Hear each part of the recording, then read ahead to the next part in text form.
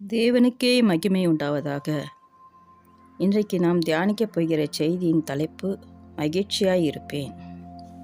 தலைப்பு மகிழ்ச்சியாயிருப்பேன். ஏன் மகிழ்ச்சியாக இருக்க வேண்டும் என்று பார்ப்போம். ஆபுக் 3ஆம் அதிகாரம் 18ஆம் வசனம். நான் கர்த்தருக்குள் மகிழ்ச்சியாயிருப்பேன், என் இரட்சிப்பின் தேவனுக்குள் களி கூறுவேன். ஆபுக் 3ஆம் அதிகாரம் 19ஆம் வசனத்தில் கூட பார்ப்போம்.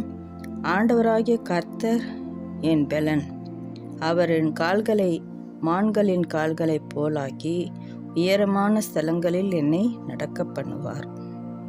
இந்த வசனத்தில் பாருங்க, ஆண்டவராகிய கர்த்தர் என் பெலன், அவர் என் கால்களை மான்களின் கால் போலாக்கி உயரமான ஸ்தலங்களில் என்னை நடக்க பண்ணுவார். மேலே இருக்கிற வசனத்தில் பார்த்தோம், ரட்சிப்பின் தேவன். ரெண்டாவது பார்க்குறோம், கர்த்தர் என் பெலன். இந்த ரெண்டு காரியத்துக்காகவும் மூன்றாவதாக அவர் நம்மளை மகிழ்ச்சியாக இருக்கும்போது என்ன பண்ணுவார், உயரமான ஸ்தலங்களில் என்னை நடக்க பண்ணுவார் என்று ஆபுக் சொல்கிறார். ஆதலால் நாமும் மகிழ்ச்சியாக இருக்க வேண்டும். நம்மளுடைய இரட்சகராகிய தேவன் நமக்கு இரட்சிப்பாக இருப்பதினாலும் அவர் நமக்கு பெலனாக இருப்பதினாலும் நாம் மகிழ்ச்சியாக இருக்க வேண்டும். அடுத்ததாக பார்க்குறோம், செப்பனியா 3ஆம் அதிகாரம் 14ஆம் வசனம் 15ஆம் வசனம் ரெண்டும் பார்ப்போம். சியோன் குமாரத்தியே கெம்பீரித்து பாடு, இஸ்ரவேலே ஆர்ப்பரியுங்கள். எருசலேம் குமாரத்தியே நீ முழு இருதயத்தோடு மகிழ்ந்து களி கூறு. கர்த்தர் உன் ஆக்கினைகளை அகற்றி உன் சத்துருக்களை விலக்கினார். இஸ்ரவேலின் ராஜாவாகிய கர்த்தர் உன் நடுவில் இருக்கிறார், இனி தீங்கை காணாதிருப்பாய். இந்த வசனத்தில் பாருங்கள், திரும்ப படிப்போம். சியோன் குமாரத்தியே கெம்பீரித்து பாடு, இஸ்ரவேலரே ஆர்ப்பரியுங்கள். எருசலேம் குமாரத்தியே நீ முழு இருதயத்தோடு மகிழ்ந்து களி கூறு.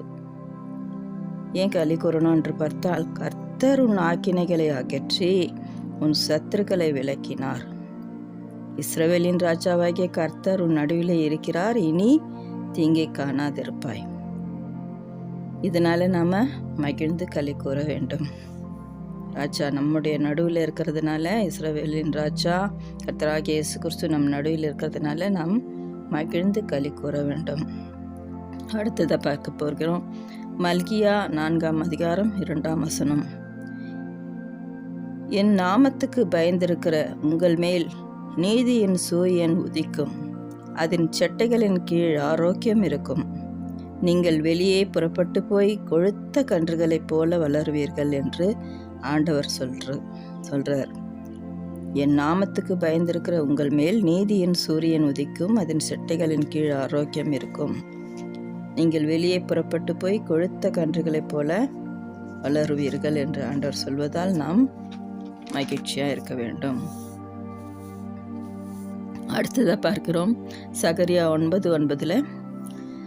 சீயோன் குமாரத்தியே மிகவும் களி கூறு, எருசலேம் குமாரத்தியே கெம்பீரி, இதோ உன் ராஜா உன்னிடத்தில் வருகிறார்.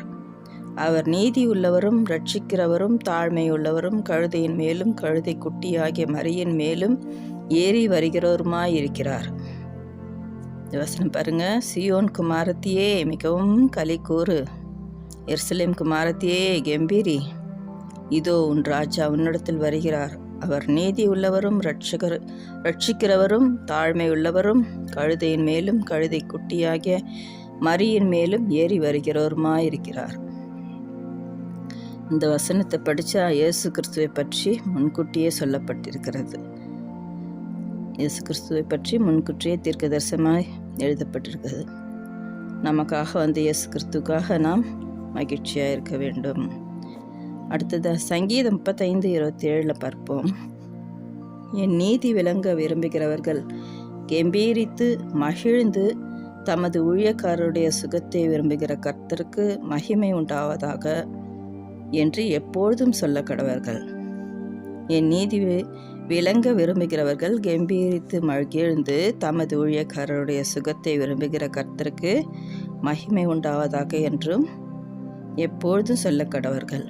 இந்த வசனம் தேவனுடைய நீதிக்காகவும் ஊழியக்காரர்களின் சுகத்துக்காகவும் நாம் ஜெபிக்க வேண்டும், மகிழ்ச்சியாக இருக்க வேண்டும். அதற்காகவும் நாம் மகிழ்ச்சியாக இருக்க வேண்டும். அடுத்ததாக பார்க்கிறோம் சங்கீதம் 37:4. கர்த்தரிடத்தில் மன மகிழ்ச்சியாக இரு, அவர் உன் இருதயத்தின் வேண்டுதல்களை உனக்கு அருள் செய்வார். நம்ம கர்த்தரிடத்தில் மன மகிழ்ச்சியாக இருக்கும்போது நம்முடைய இருதயத்தின் வேண்டுதல்களை நமக்கு அருள் செய்வாராம். சங்கீதம் 37:11 பார்க்கிறோம், சாந்த குணம் உள்ளவர்கள் பூமியை சுதந்தரித்து மிகுந்த சமாதானத்தினால் மன மகிழ்ச்சியாக இருப்பார்கள்.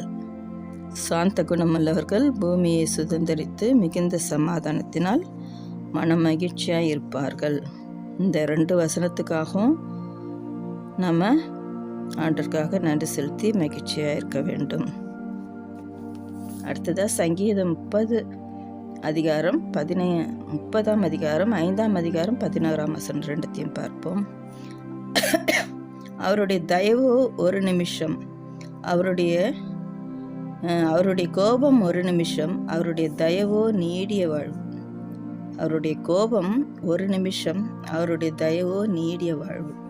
சாயங்காலத்திலே அழுகை தங்கும், விடியற்காலத்திலே களிப்பு உண்டாகும். அடுத்ததாக 11ஆம் வசனத்தில், என் புலம்பலை ஆனந்த களிப்பாக மாற பண்ணினீர், என் மகிமையை அமர்ந்திராமல் உம்மை கீர்த்தனம் பண்ணும்படியாக நீர் என் இரட்டை களைத்து போட்டு மகிழ்ச்சி என்னும் கட்டினால் என்னை இடை கட்டினீர். அவருடைய கோபம் ஒரு நிமிஷம், அவருடைய தயவோ நீடிய வாழ்வு. சாயங்காலத்திலே அழுகை தங்கும், விடியற்காலத்திலே களிப்பு உண்டாக்கும். ஆண்டவருடைய கோபம் மாறி நமக்கு களிப்பு உண்டாக்குவார். அடுத்ததாக தாவீது சொல்றாரு, என் புலம்பலை ஆனந்த களிப்பாக மாற பண்ணினீர், என் மகிமை அமர்ந்திராமல் உம்மை கீர்த்தனம் பண்ணும்படியாக நீர் என் இரட்டை களைத்து போட்டு மகிழ்ச்சி என்னும் கட்டினால் என்னை இடை கட்டினீர். இந்த 2 வசனத்துக்காக நாம் ஆண்டவரிடத்துல மகிழ்ச்சியாக இருக்க வேண்டும். சங்கீதம் 59:16 பார்க்கிறோம், நானோ உம்முடைய வல்லமையை பாடி காலையிலே உம்முடைய கிருபையை மகிழ்ச்சியோடு புகழ்வேன். எனக்கு நெருக்கம் உண்டான நாளிலே நீர் எனக்கு தஞ்சமும் உயர்ந்த அடைக்கலம் ஆனீர். தாவீது சொல்றாரு, நானோ உம்முடைய வல்லமையை பாடி காலையிலே உம்முடைய கிருபையை மகிழ்ச்சியோடு புகழ்வேன். எனக்கு நெருக்கம் உண்டான நாளிலே நீர் எனக்கு தஞ்சமும் உயர்ந்த அடைக்கலம் ஆனீர் என்று சொல்றாரு. சங்கீதம் 63:10 கூட பார்க்கிறோம், நீதிமான் கர்த்தருக்குள் மகிழ்ந்து அவரை நம்புவான். நீதிமான் கர்த்தருக்குள் மகிழ்ந்து இயேசுவை நம்ப வேண்டும். இதற்காக நாம் மகிழ்ச்சியாக இருக்க வேண்டும். ஆண்டவரை நம்புவதற்காக ஆண்டவரிடத்தில் மன மகிழ்ச்சியாக இருக்கணும். அதற்காக நம் ஆண்டவரிடத்தில் எப்பொழுதும் மகிழ்ச்சியாக இருக்க வேண்டும். நீதிமான் கர்த்தருக்குள் மகிழ்ந்து அவரை நம்ப வேண்டும். அதனால நம்ம மகிழ்ச்சியாக இருந்தால் தான் அவரை நம்ப முடியும்.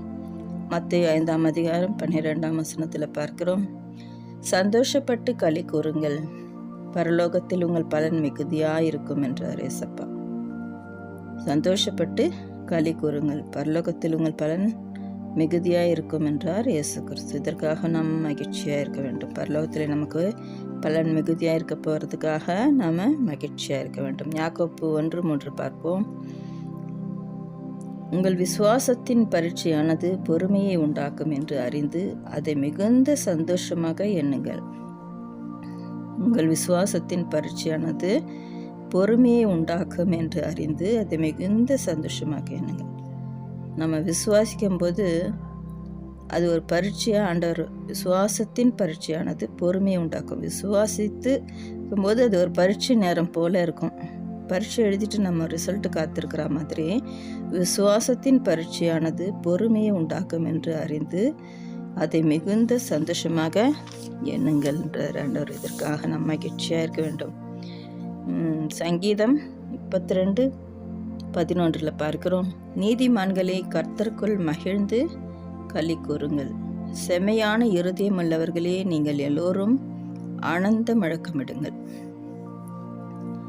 நீதிமான்களே கர்த்தருக்குள் மகிழ்ந்து களி கூறுங்கள், செம்மையான இருதயம் உள்ளவர்களே நீங்கள் எல்லோரும் ஆனந்த முழக்கமிடுங்கள். சந்தோஷமாக இருப்பதை பற்றி இந்த வசனத்தில் சொல்லப்பட்டிருக்கிறது. சங்கீதம் 16ஆம் அதிகாரம் 9ஆம் வசனம் 11ஆம் வசனத்தில் பார்ப்போம், கர்த்தரை எப்போதும் எனக்கு முன்பாக வைத்திருக்கிறேன். அவர் என் வலது பரிசத்தில் இருக்கிறபடியால் நான் அசைக்கப்படுவதில்லை. ஆகையால் என் இருதயம் பூரித்தது, என் மகிமையும் களி கூர்ந்தது, என் மாம்சமும் நம்பிக்கையோடே தங்கியிருக்கும். தாவீது என்ன சொல்றாரு? கர்த்தரை எப்போது எனக்கு முன்பாக வைத்திருக்கிறேன். அவர் என் வலது பரிசத்தில் இருக்கிறபடியால் நான் அசைக்கப்படுவதில்லை. ஆகையால் என் இருதயம் பூரித்தது, என் மகிமையும் களி கூர்ந்தது, என் மாம்சம் நம்பிக்கையோடையே தங்கியிருக்கும் சொல்றார். 16ஆம் வசனத்தில் பார்க்கிறோம், ஜீவ மார்க்கத்தை எனக்கு தெரியப்படுத்தினீரே, உம்முடைய சமூகத்தில் பரிபூரண ஆனந்தமும் உம்முடைய வலது பரிசத்தில் நித்திய பேரின்பமும் உண்டு. தாவீது அழகாக சொல்றார் பாருங்க. ஜீவ மார்க்கத்தை எனக்கு தெரியப்படுத்தினீரே, உம்முடைய சமூகத்திலே பரிபூரண ஆனந்தம். வெளியே இல்லை, அவருடைய சமூகத்தில் தான் பரிபூரண ஆனந்தம். உம்முடைய வலது பரிசத்திலே நித்திய பேரின்பமும் உண்டு என்று சொல்றார். நமக்கும் அந்த ஆசீர்வாதம் உண்டு. அதற்காக நாம் மகிழ்ச்சியாக இருக்க வேண்டும். நீதிமொழிகள் 15:13 பார்க்கிறோம், மனம் மகிழ்ச்சி முகமலர்ச்சியை தரும். நம்ம மன மகிழ்ச்சியாக இருந்தால் முகமலர்ச்சி தரும்னு சொல்லி நீதிமொழிகளில் பார்க்கிறோம். நீதிமொழிகள் 17:22 பார்க்கிறோம், மன மகிழ்ச்சி நல்ல ஔஷதம். ஔஷதம்னா மருந்து. மன மகிழ்ச்சியாக இருக்கும்போது அதுவே நமக்கு மருந்தாக இருக்கும் அப்படின்னு சொல்லி இங்கே சொல்லப்பட்டிருக்கு. சங்கீதம் 51:12 பார்க்கிறோம், உமது ரட்சணியத்தின் சந்தோஷம். ரட்சிப்பின் சந்தோஷம். ரட்சிப்பு வரும்போது சந்தோஷமாக இருக்கும். அதை குறித்து சங்கீதத்தில் 51:12 பார்க்கிறோம். சங்கீதம் 149:2 பார்க்கிறோம், இஸ்ரவேல் தன்னை உண்டாக்கினவரில் மகிழவும் சியோன் குமாரர் தங்கள் ராஜாவில் களி கூறவும் கடவர்கள் என்று பார்க்கிறோம். இஸ்ரவேல் தன்னை உண்டாக்கினவரில் மகிழ வேண்டுமா? இஸ்ரவேல் தன்னை உண்டாக்கினவரில் மகிழவும் சியோன் குமாரர் தங்கள் ராஜாவில் களி கூறவும் கடவர்கள் என்று பார்க்கிறோம். உண்டாக்கினவரும் அவர் தான். நம்மளை உண்டாக்கினதுனால நம்ம சந்தோஷப்படணும். நம்மளுடைய ராஜாவும் இயேசு கிறிஸ்துவாக இருக்கிறதுனால நம்ம களி கூற வேண்டும் என்று இதில் பார்க்கிறோம். சங்கீதம் 119:92 பார்க்கிறோம், உமது வேதம் என் மனமகிழ்ச்சி. உமது வேதம் என் மனமகிழ்ச்சியாக இராதிருந்தால் என் துக்கத்திலே அமிழ்ந்து போயிருப்பேன். இந்த வசனம் எவ்வளோ அழகாக இருப்பாருங்க. உமது வேதம் என் மனமகிழ்ச்சியாக இராதிருந்தால் என் துக்கத்திலே அமிழ்ந்து போயிருப்பேன். நம்மளை ஆட்சி தேற்றக்கூடிய ஒரு நல்ல வசனம், நல்ல ஒரு உறவுனாலே வேதம் தான் நமக்கு. ஏசப்போடைய வார்த்தை தான் நமக்கு ஆட்சி தேற்றக்கூடியது. உமது வேதம் என் மன மகிழ்ச்சியாக இராதிருந்தால் என் துக்கத்திலே அமிழ்ந்து போயிருப்பேன். இதற்காகவும் நாம் மகிழ்ச்சியாக இருக்க வேண்டும். அடுத்ததாக ரோமர் 12:15 சந்தோஷப்படுகிறவர்களுடனே சந்தோஷப்பட வேண்டும் என்று இதில் எழுதப்பட்டிருக்கிறது. சந்தோஷப்படுறாங்கன்னா அவங்களோட கூட நம்ம சந்தோஷப்படணும் அப்படின்னு சொல்லப்பட்டிருக்கிறது. பிலிப்பியர் 4:4 பார்க்கிறோம், கர்த்தருக்குள் எப்போதும் சந்தோஷமாக இருங்கள். கர்த்தருக்குள்ள எப்பொழுதும் என்ன பண்ணணுமா? சந்தோஷமாக இருக்க வேண்டும் அப்படின்னு எழுதப்பட்டிருக்கு. 3 யோவான் 4 பார்க்கிறோம், என் பிள்ளைகள் சத்தியத்திலே நடக்கிறார்கள் என்று நான் கேள்விப்படுகிற சந்தோஷத்தினாலும் அதிகமான சந்தோஷம் எனக்கு வேறு இல்லை. பவுல் சொல்றாரு, என் பிள்ளைகள் சத்தியத்திலே நடக்கிறார்கள் என்று நான் கேள்விப்படுகிற சந்தோஷத்திலும் அதிகமான சந்தோஷம் எனக்கு வேறு இல்லை. சத்தியத்திலே நாம் நடப்பதா சந்தோஷப்பட வேண்டும். யோவான் 15:11 மகிழ்ச்சியாக இருக்க வேண்டும், சந்தோஷப்பட வேண்டும், மகிழ்ச்சியாக இருக்க வேண்டும் என்றது குறித்து நம்ம படிச்சுட்டு வரோம். யோவான் 15:11 என்னுடைய சந்தோஷம் உங்களில் நிலைத்திருக்கும் படிக்கு, என்னுடைய சந்தோஷம் உங்களில் நிலைத்திருக்கும்படிக்கு, உங்கள் சந்தோஷம் நிறைவாயிருக்கும்படிக்கும் இவைகளை உங்களுக்கு சொன்னேன் என்று ஏசப்பா சொல்கிறதை பார்க்குறோம். ஏசப்பாவுடைய சந்தோஷம் நமக்குள்ளே நிலைச்சிருக்கிறதா. அந்த சந்தோஷம் நிறைவாய் ஆகும்படியே உங்களுக்கு சொல்கிறேன் அப்படின்னு சொல்கிறாரு. அதற்காக நாம் மகிழ்ச்சியாக இருக்க வேண்டும். கலாத்தியர் 5:22 பார்க்கிறோம், ஆவியின் கனிகளில் ஒன்று சந்தோஷம். சந்தோஷமாக இருக்கணும். ஆவியின் கனிகளில் ஒன்று சந்தோஷம். நம்ம சந்தோஷமாக இருக்கிறோன்னா அது ஒரு கனி. அதை குறித்து கலாத்தியர் 5:22 பார்க்கிறோம், ஆவியின் கனிகள் ஒன்று சந்தோஷம். ஆகையால் நாம் சந்தோஷமாக இருக்க வேண்டும். நமக்கு ஒரு கனி கொடுத்துருப்பார் என்றால் அது நம்ம சந்தோஷமாக இருக்கிறதுல தெரியும். ஆவியின் கனி இருந்ததுன்னா சந்தோஷமாக இருப்போம். லூக்கா 6:23 பார்க்கிறோம், நீங்கள் சந்தோஷப்பட்டு களி கூறுங்கள், பரலோகத்தில் உங்கள் பலன் மிகுதியாக இருக்கும். இயேசப்பாவுடைய இந்த வார்த்தைக்காக நம்ம மகிழ்ச்சியாக இருக்க வேண்டும். நீங்கள் சந்தோஷப்பட்டு களி கூறுங்கள், பரலோகத்தில் உங்கள் பலன் மிகுதியாக இருக்கும் என்று இயேசப்பா சொல்லியிருக்கிறதுக்காக நம்ம மகிழ்ச்சியாக இருக்கணும். வெளிப்படுத்தல் 19:7 கூட பார்க்கிறோம், நாம் சந்தோஷப்பட்டு களி கூர்ந்து அவருக்கு துதி செலுத்த கடவும். நாம் சந்தோஷப்பட்டு களி கூர்ந்து அவருக்கு, அதாவது இயேசு கிறிஸ்துவுக்கு துதி செலுத்த கடவும். ஆட்டுக்குட்டியானவருடைய கல்யாணம் வந்தது, அவருடைய மனைவி தன்னை ஆயத்தம் பண்ணினாள் என்ற வார்த்தைக்காக நாம் என்ன பண்ணணும்? சந்தோஷமாக இருக்கணும். மணவாட்டியாக யார்? நாம தான். ஆட்டுக்குட்டியானவருடைய கல்யாணம் வந்தது, அவருடைய மனைவி தன்னை ஆயத்தம் பண்ணினாள் என்ற வார்த்தைக்கு நாம் ஆயத்தமாக இருந்து மன மகிழ்ச்சியாக இருக்க வேண்டும். அடுத்ததாக பிரசங்கி 3:12 பார்ப்போம்.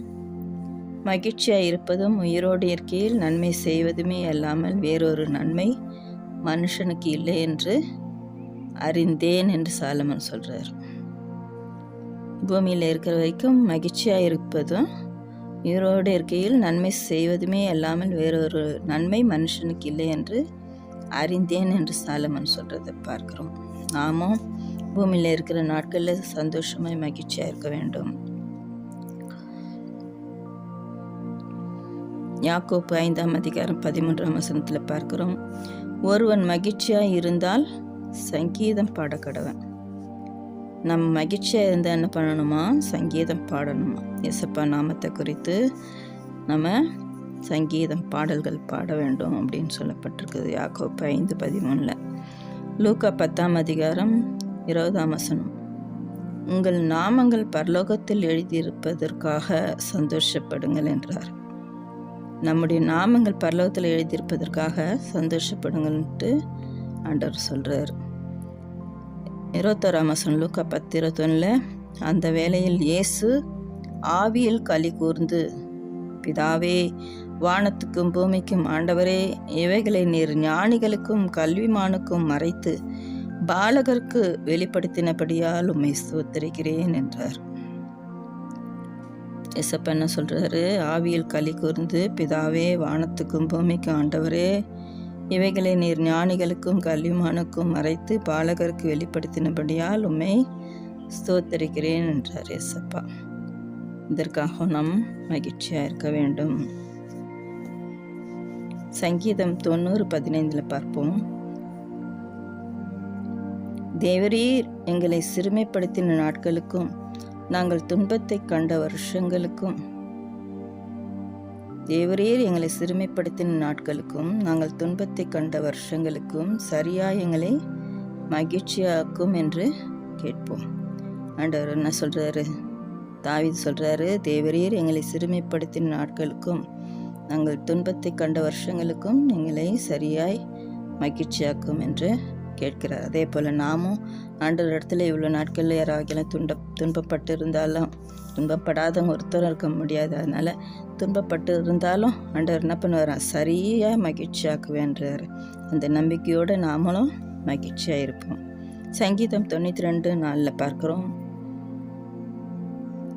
கர்த்தாவே, உமது செய்கைகளால் என்னை மகிழ்ச்சியாக்கினீர், உமது கரத்தின் கிரைகளின் நிமித்தம் ஆனந்த சத்தமிடுவேன் என்று தாவீது சொல்கிறார்.